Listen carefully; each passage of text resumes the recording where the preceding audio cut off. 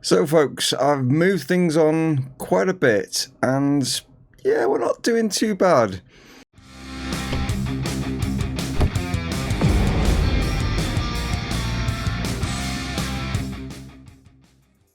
Hello guys and welcome to FM20 Nottingham Forest series. Right, I've moved it down a little bit so you can't see all the results, but you can see some of them already sort of thing. So as you can see, not looking too bad, but last two games, only two draws which means that we've been put into an FA Cup replay now against Fulham. So but anyway, let's scroll it up and you can see how well we've been doing. So as we move up, yeah, not doing too bad, are we? Not doing too bad at all as we keep going up and up and up and up and up. All the way up here, because we've been on a run since Sheffield Wednesday, that loss there, obviously, you saw the games, with regards to Aston Villa and Derby, but yeah, look at all these games that we've basically gone on this run, and we've not lost. We've literally gone 20 matches, I think it's 20, 2, 4, 6, 8, 10, 12, 14, 16, 18... 20 something, 21 maybe, sort of thing, unbeaten, which is just incredible. The guys are playing really well and stuff like that. We have lost our captain though. Joe Worrell has been sold, yes. Had a bid come in for him, so yeah, he's left us, so that's a bit of a blow, because I say, we are in January, so obviously some transfers and stuff has happened, but yeah, some of these results are pretty impressive. But where does that where does that leave us in the league? Well, yeah, we are top of the league, which is pretty obvious, of where we are. So we are a point ahead of Steven Gerrard's Aston Villa, but we have got a game in hand over them, so we're doing really well in the league in regards to trying to get promotion and stuff like that, and we've got some good results against some of the teams that are chasing us. As you can see, Ryan Brewster is joint top now with 15 goals. He's managed to net, which I think he will get 20 by the end of the season. I honestly do think that. And Harry Wilson over here with the assists. So those two, I think, has been the key factor in where, not just going to say obviously it's a team effort and stuff like that, but when it comes down to it, those two have been a massive influence in the reasons of why where we are. This must be new for the beta, or you have to keep scrolling back down again. But in today's, I've just decided to, I could have gone a little bit further and stuff like that, but obviously I'm trying to get things trying to get it done before FM20 comes out, so that's why I've gone on quite a while to get this done. So in today we're going to have Preston, and then we're going to have Sheffield United as well in today's, just because no real reason behind why those two. You haven't seen us play those two. That was really the reason behind it. And I think the fact that we've only just had two draws, maybe we're going to actually get a loss in today's episode, because it's going to come to a run, or we're going to bounce back and we're going to get a couple more wins again. I don't know, we'll see how things go. But anyway, a couple of transfer situations, I was saying about, wasn't I? Transfers, where are they? So like I say, and you can't necessarily see him because he's right behind me, but Joe Worrell has left. He's gone to Burnley because a Premier League club has come in for him. We sold him for $7.5 million, and it was one of those where the agent was like, you need to let my client talk to him. It's a Premier League club, he really wants to talk to them, kind of thing. So yeah, it's a shame, but yeah, he has left. But I have brought in a couple of players. No one really to replace him, because I'm thinking we've got some decent centre backs at the club now, so no need to replace him as such, unless someone really good came along. So I brought in a couple of players. I brought in this guy Bakayoko on a free transfer. The reason being is that Graben has said, he's come to me and he said that he wants to go out on loan to try and resurrect his career, in the fact that he's not scoring, and maybe go to a loan a lower league or something, or a different league, to try and get his confidence back. And I'm like, okay, but no one's really come in for him, so I've got him available to go out on loan. So I brought this Bakayoko in. He's not brilliant, but he's just as a backup in case, because that's all Graben is at the moment. He's really much of a backup, with the fact that Ryan Brewster has been just banging the goals in. So we've also brought in another sort of striker, which is this guy from Chelsea. Only got him for 100k, and yeah, he's not bad at all. Armando Broja, but yeah, he's got the ability to improve and stuff. So and his stats, to be honest, at 19, looking decent. So that's why I snapped him up and brought him in, because obviously money isn't like, you know, a big thing. Got Sergio Alvarez, and we've also brought in Juan Munez, one for 700,000, the other one for 300,000, sort of thing. So here is Sergio. He's 29 years of age, so the board weren't obviously too impressed with me bringing him in, but as you can see, quite a lot of like luscious greens in there. Would have been nice if he had a few more on the technical, but his mentals are looking pretty good. So and he can play in, like, you know, different positions and stuff. So that is good. And the same goes to Munez. As you can see, he's got some really nice greens and stuff in there as well. And yeah, 28 again. Board not too happy. They've actually like sort of reprimanded me and said any other player that has to come in now has to be under the age of 23. That's all I can sign is players under the age of 23 to keep with the club's vision. So that's what I'll have to do. But I'm not looking at, like I say, I'm not looking at bringing anyone in at the moment. There's no real reason to, but we're like looking healthier in the transfer over here. We nearly got 5 million with that sell of Worrell. So yeah, it's not looking too bad in that regard. So anyway, enough of me giving you all the catch up and how we're doing and stuff like that. We are going to crack on and get in today's game and take on Preston. Okay, so here are the two lineups going into this. As we face Preston, they're playing like 5, right, you know, across them 4. So they're like just literally going to be parking the bus here by the looks of it. They're just literally like trying to defend this going into this game. Obviously, we are favourites going into this game with our recent run and the fact that we're sitting on top of the championship at the moment. Well, I've gotten fired up anyway by saying I'm not impressed with that, and I wasn't really impressed with that at all. Like, so hopefully, like, I mean, they can create something in the second half, because the first half we might as well just put it down as a damp squib, right? Guerras across here. Jenkinson coming on this one. And he's managed to get it in. And is he onside? He is. Carl Jenkinson gets his first goal for the season. In fact, I think it might even be, it said his first ever goal. Is it his first ever goal for the club? I thought he scored last season. Maybe I'm wrong. Maybe it's the rain. I just noticed that.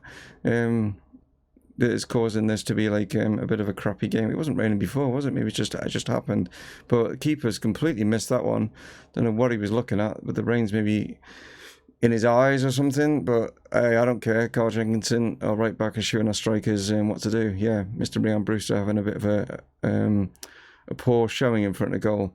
There's a chance here for Preston to get an equaliser, but no, it's fired over from Davis. It's got about 15 minutes of like normal game time remaining, but it's still only 1-0. Could do with that second goal just to relieve a little bit of pressure. Ryan Brewster now surging forward, but he's getting caught out. Didn't have anyone really coming up with him there. Munez now in. Sinclair comes to Wilson, and he has put it over. Well, not over, but Rudd's pushed it over, I should say. Corner ball now. Vitek with it. Can he pick someone out? Fires it into the box. It's going to come back here to Sinclair, but he shoots wide. Yates. Is Carl Jenkinson maybe getting a second? And no, he's hit it at Rudd instead of pulling it back. He had 3 players in the box that he could have pulled it back to. Oh, and this has gone all the way down. If it was going to be our corner, but it's shot over to here. That was weird. Munez now. Going to get caught, is he? Tries to find it into Ryan Brewster, but not able to. I've noticed lately with there's like a little bit of a hot patch like came out, hot fix.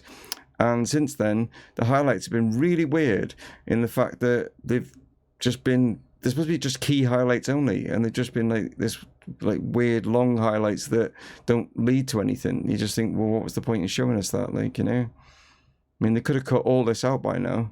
I mean, it's just showing us it going out for a throw-in. It's like, I mean, that whole section there just didn't need to be in this highlight. I mean, it's obviously like trying to fire it so that... No, it's not. What was the point in that? Where was the highlight there? There was no key highlight in that whatsoever.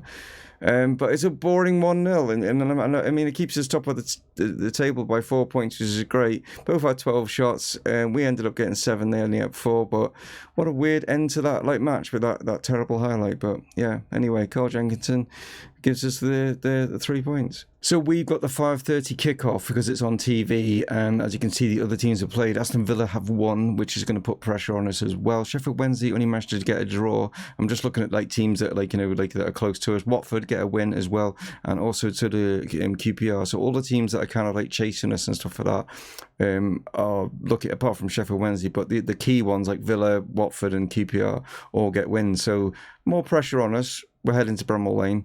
Let's see how we do. So here are the two lineups, and as you can see, Brendan Rodgers is in charge of Sheffield United these days.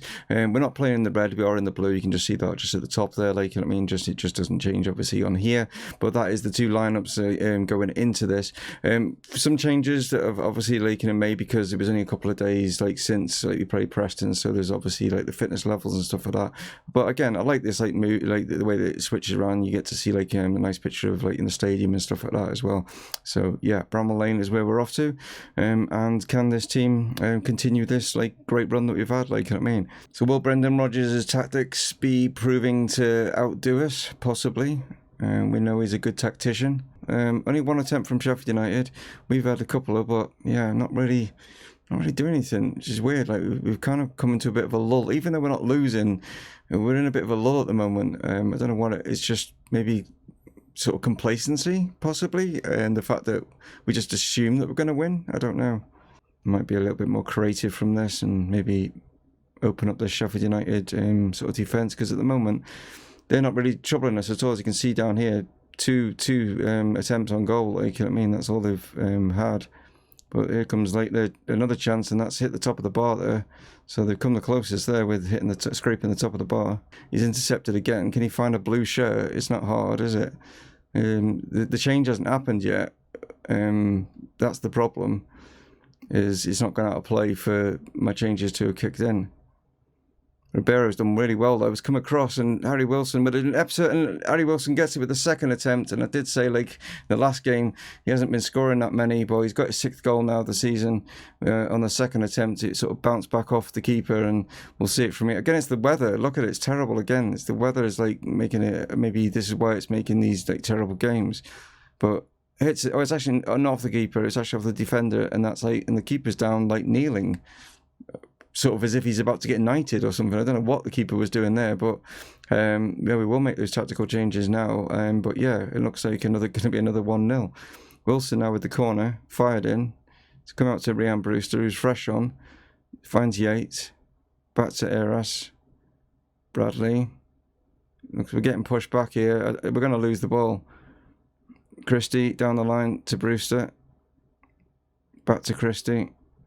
Can we find someone? It's gone all the way into the box. It's not finding anybody. It might find Ryan Brewster from this angle, and he is onside, and it's his 16th goal of the season.